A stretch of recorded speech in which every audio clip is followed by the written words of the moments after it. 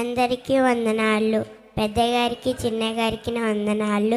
కుడి వచ్చిన మీ అందరికీ నా వందనాలు. నేను చెప్పబోయే వాక్యం ఏంటిదంటే కీర్తనలు 6వ అధ్యాయం. యెహోవా నీ కోపము చేత నన్ను గద్దింపకము, నీ ఉగ్రతతో నన్ను శిక్షింపకము. యెహోవా నేను కృషించి ఉన్నాను, నన్ను ఖండించుము. యెహోవా నా ఎముకలు అదురుచున్నవి, నన్ను బాగు చేయము. నా ప్రాణం బహుగా అదురుచున్నవి. యెహోవా నీవు ఎంతవరకు కరుణింపకయుందువు? యెహోవా తిరిగి రమ్ము, నన్ను విడిపింపుము. నీ కృపను బట్టి నన్ను రక్షించుము. మరణమైన వారికి నిన్ను గూర్చి జ్ఞాపకము లేదు. పాతాళములో ఎవరు నీకు కృతజ్ఞతాస్తుతులు చెల్లించెదరు? నేను మూలుగుచూ అలసి ఉన్నాను. ప్రతి రాత్రి కన్నీరు విడుచుచు నా పరుపు తేలజేయుచున్నాను. నా కన్నీళ్ళ చేత నా పడక కొట్టుకొని పోవచున్నది. విచారము చేత నా కన్నులు గుంటలు పడుచున్నవి. నాకు బాధ కలిగించు వారి చేత అవి చివికి ఉన్నవి.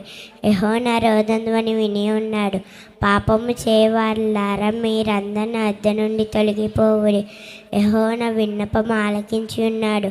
యెహోవా నా ప్రార్థనను అంగీకరించుము. నా శత్రువులందరూ సిగ్గుపడి బహుగా అదుచున్నారు. వారు ఆకస్మికంగా సిగ్గుపడి వెనుకకు మళ్ళుదురు. ఆమేన్.